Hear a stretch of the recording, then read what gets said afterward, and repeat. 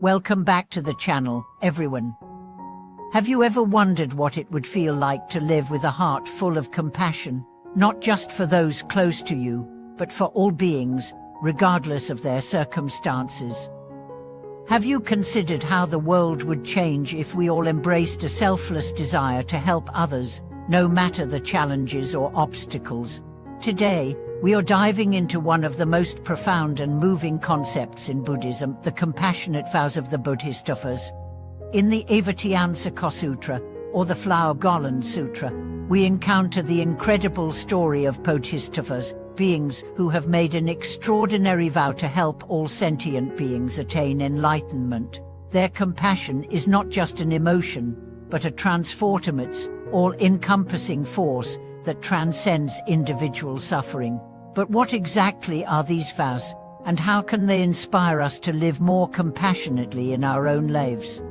The Avatamsaka Sutra teaches us that the Bodhisattva's compassion is unlimited, extending to all beings in the universe. These Bodhisattvas, such as Manjushri and Samantabhadra, exemplify the highest form of compassion. Their vows to liberate all beings are rooted in the deep wisdom of realizing the interconnectedness of all things. But what does it mean to make a vow of such infinite compassion, and how can we, as ordinary individuals, learn from this? At the heart of these Bodhisattva vows is the recognition that no being is truly separate from another. In the world of duality, where we often see ourselves as distinct, independent entities, the Bodhisattvas transcend this illusion and embrace a vast, inclusive view of life. They understand that each being's suffering is a reflection of the collective suffering of all beings, and so they vow to remain in samsara, the cycle of birth and death, until every single being has been liberated. This brings us to the first key element of the Bodhisattva path, the vow to benefit others without expectation of return. And like many acts of compassion in our world, which are often motivated by the desire for recognition, reward, or even personal fulfillment, the compassion of the Bodhisattvas is entirely selfless. Their motivation comes from the realization that the true nature of compassion is not about helping others for our own sake, but about responding to the suffering of others without any attachment to outcome. In our everyday lives, it's easy to approach compassion from a transactional perspective. We might offer help or kindness with the expectation of receiving something in return, whether it's gratitude, praise, or even a sense of personal pride. However, the Bodhisattvas teach us that true compassion comes when we act out of a pure wish to alleviate the suffering of others, without needing anything in return. This selfless love is not easy to cultivate, especially in a world where we are often conditioned to think in terms of exchange, but it is the foundation of Bodhisattva practice. Another important aspect of the Bodhisattva path is their deep understanding of wisdom and skillful means. In the Avatamsaka Sutra, Bodhisattvas are not just compassionate, they are also wise and skillful in their approach to helping others. This means that they do not simply offer help indiscriminately. Instead, they tailor their actions to meet the specific needs of each individual. Compassion without wisdom can sometimes lead to unintentional harm, but wisdom without compassion can be cold and detached. The Bodhisattvas embody the perfect union of both. Consider the story of Manjushri, the Bodhisattva of wisdom. In the Avatamsaka Sutra, Manjushri's wisdom is depicted as vast and limitless, yet his compassion is equally vast. He doesn't simply offer knowledge for the sake of knowledge, he uses his wisdom to guide others toward enlightenment. His actions remind us that compassion must be combined with wisdom, knowing the right time and place to act, and understanding what will truly benefit the other person. Similarly, Samantabhadra, the Bodhisattva of universal virtue, embodies the practice of making grand vows and acting upon them. His vow is to bring all beings to the ultimate state of enlightenment. His example teaches us the importance of setting high aspirations and working tirelessly toward them, not for personal gain, but for the collective well-being of all sentient beings. Samantophian's vow encourages us to aspire to our highest potential while keeping the well-being of others at the forefront of our intentions. One of the most striking aspects of these Bodhisattvas' stories is their unwavering commitment. They do not seek personal liberation or peace. Instead, they vow to remain in samsara, the realm of suffering, until all beings have been freed from the cycle of birth and death.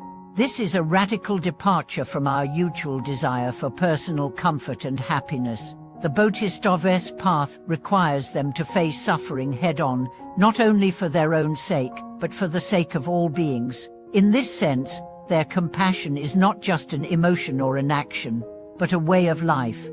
This level of commitment may seem daunting. After all, how can we, as individuals, possibly take on such a vast and selfless vow? But the teachings of the Bodhisattvas remind us that we don't have to be extraordinary beings to practice their way. Instead, we can start small, by cultivating compassion in our daily lives, in the relationships we have with others. The key is to practice compassion wherever we are, no matter how seemingly insignificant the actions may seem. For instance, in our work, we can practice compassion by being patient with our colleagues, by listening deeply when someone is struggling, or by offering a helping hand without expecting anything in return. In our families, we can show compassion by supporting each other through difficult times and offering love without judgment.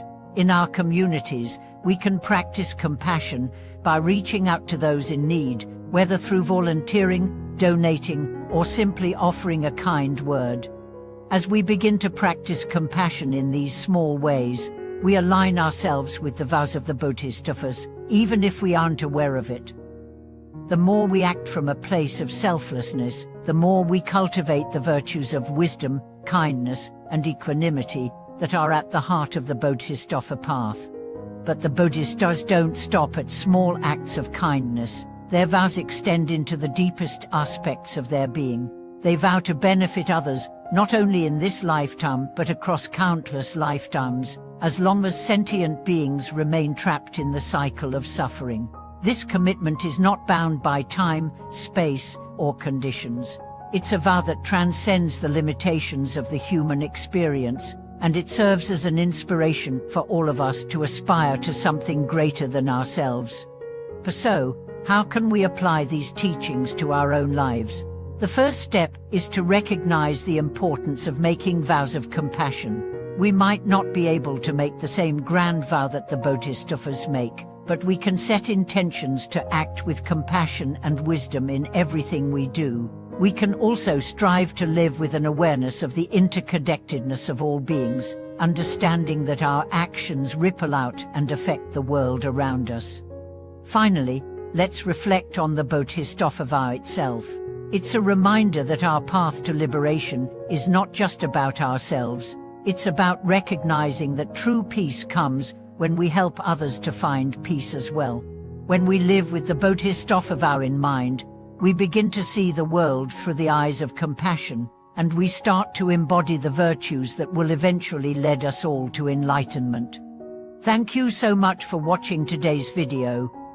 I hope this exploration of the Bodhisattvas' compassionate vows and their teachings from the Avatamsaka Sutra has inspired you to embrace compassion more fully in your own life.